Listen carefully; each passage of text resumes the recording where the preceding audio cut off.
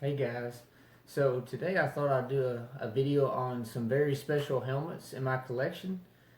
These are my Pacific Corpsman helmets, and I've had a couple of them in or some of them in other videos, but I've never made a video with all four of them together. And so I thought I'd put this video together for you today, just kind of show you. I'm really excited to have these in my collection. Um, just a little bit of history in case you don't know. In World War II, obviously, the medics would wear the Red Cross helmets and even have like Red Cross bands and different things. But in the Pacific, when fighting, against the Japanese, it was found out that very early in the war that Japanese soldiers and snipers would target the Red Cross. They would target medics and shoot them and everything. The Geneva Convention. None of those rules basically did they follow. They were killing any American soldier that they could, and so the Americans had to come up with a way to basically identify who a corpsman is, a medic, without the Red Cross. And so they came up with a different system using the different circles. There's yellow and white, and I believe there might have even been blue. Now some people would say that the circles represent different things. It depends on where they're marked on the helmet. Some were marked on the front only, some on the back and the front, some on the side only. But I've got four really good examples here, and like I said, I'm really grateful to have them in my collection. And they're really special, and it's exciting to be able to own these. But anyways, I'm gonna stop talking now. I want to bring you in, and I'll show you more up close of what I got. So here we go.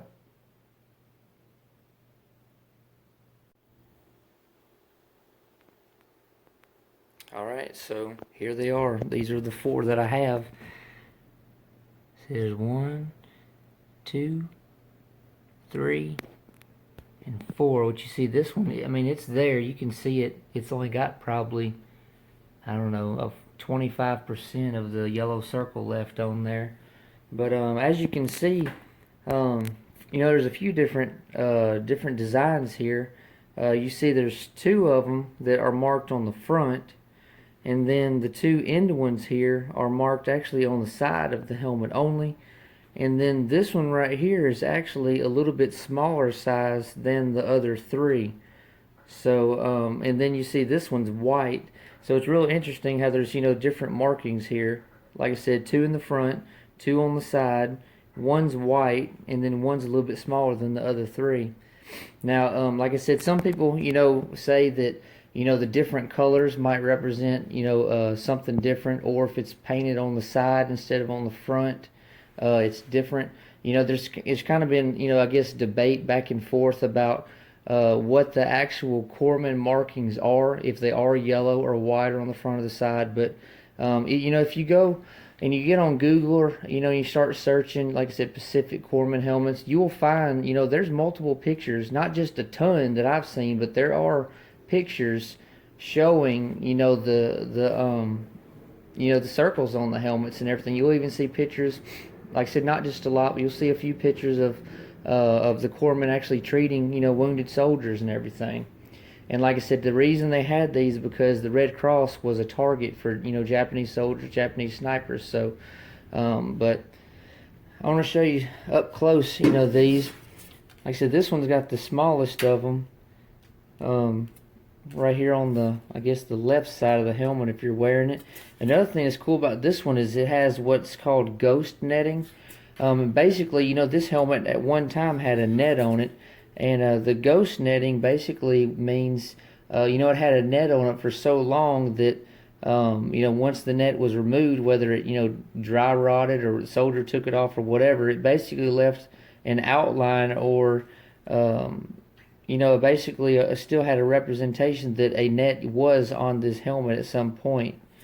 But you do got to be careful because sometimes people fake stuff like this, but I really believe that this netting, ghost netting here is original. It matches, the wear on the helmet. This one is actually a rear seam swivel bell, and the heat stamp If you can see it, I'm trying to remember what it was. It was 11 something 6. You know, can't read the third digit. Let me see what I put on here. Actually, I believe it's 11668, which dates somewhere around February 1945. So, you know, this helmet here, it's a McCord. You know, it would have been right at the tail end of World War II. This one right here is, actually, I'm going to go ahead and tell you what I paid for them. I know a lot of you guys like to know that. Let me see, just a second. This one I paid... Well, this one actually came with a liner. I forgot about that. But the liner was not a World War II liner. But anyways, I paid $90 for this one, which I think is a pretty good deal. I actually got off eBay. This next one here, this is very special. I love this helmet. It's probably, I don't know, it might even be my favorite helmet in my whole collection. This one I actually got at an antique store for $15. Now, what's cool though is, you know, my very first paint removal video, I believe it was around the end of October 2016. It might have been around the 1st of November 2016. I was doing a paint removal because, you know, all this, you know, it was you know, just solid green basically, right? But I could see little flakes of yellow like behind the paint, the green paint. I was like, I want to know what that is. And you know, I started doing the paint removal, and I was actually messaging a friend of mine, shout out to Philip Merritt, and you know, as I revealed more and more and the circle came visible, he got really excited, you know, and I didn't even know what it was, but he did, and he was talking about how lucky I am and how awesome it is and everything. So I thought it was really cool because, I mean, you never know what you're going to uncover when you do these paint removal videos. But so yeah, it's really, really cool. And I want to show you on the back here. Now check this out. Some of you have already seen this helmet.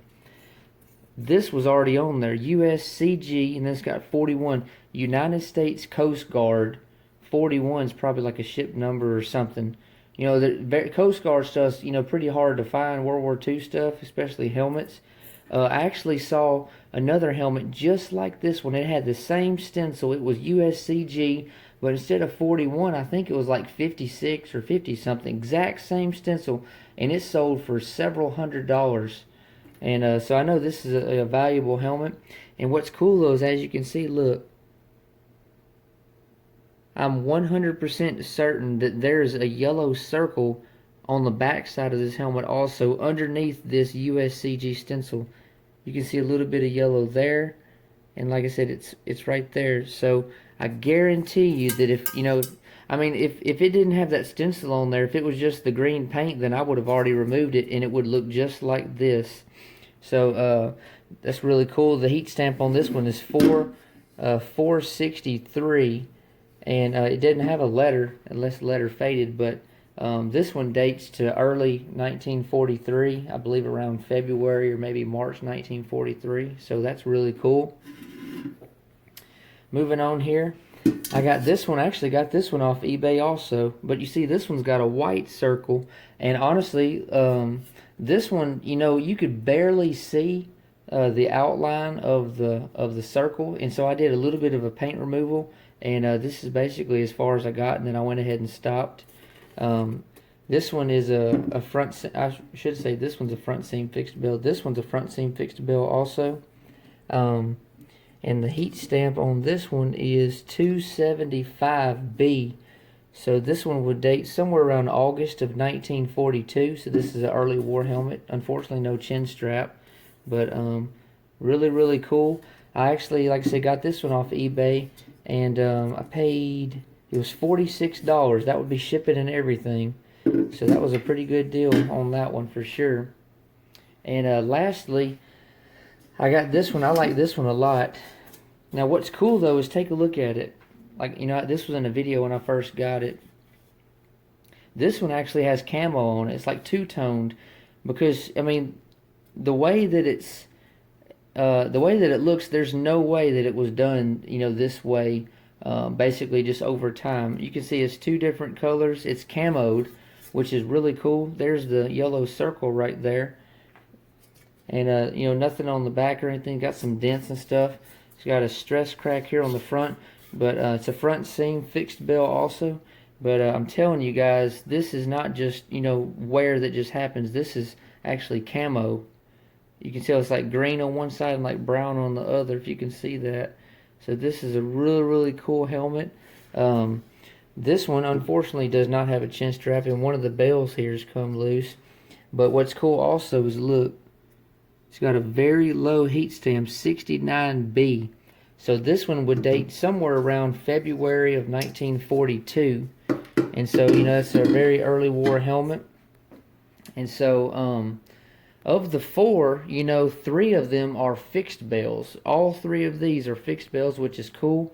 All of them are early war.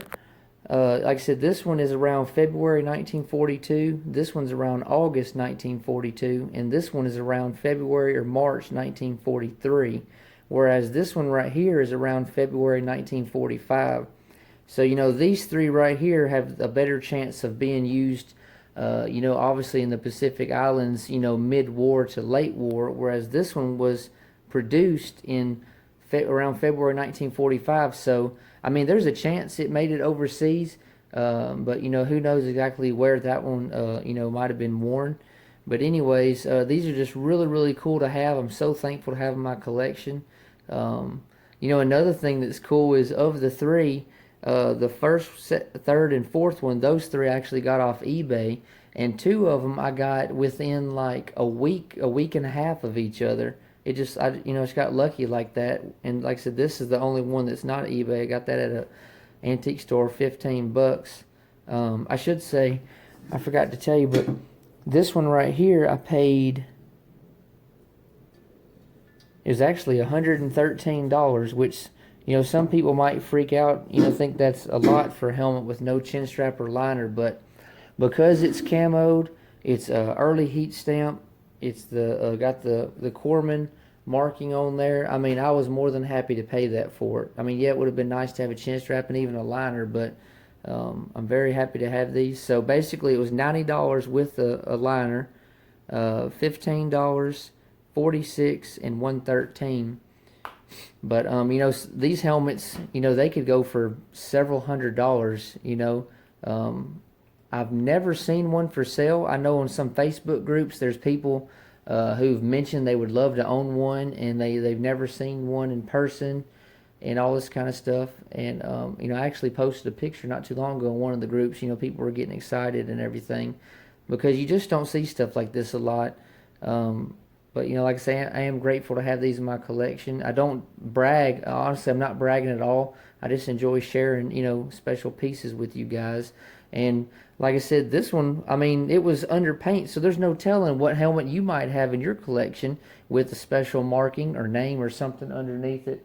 And that's why, I do the paint removals, and I don't think there's anything wrong with that. If you got a helmet or liner that's been painted over and over and over again, it looks, a lot of times, it might not look that good anymore as far as the paint job. I mean, you can pull something very special out from underneath that paint. Just always be careful when you do that. But anyways, guys, as always, thank you so much for watching.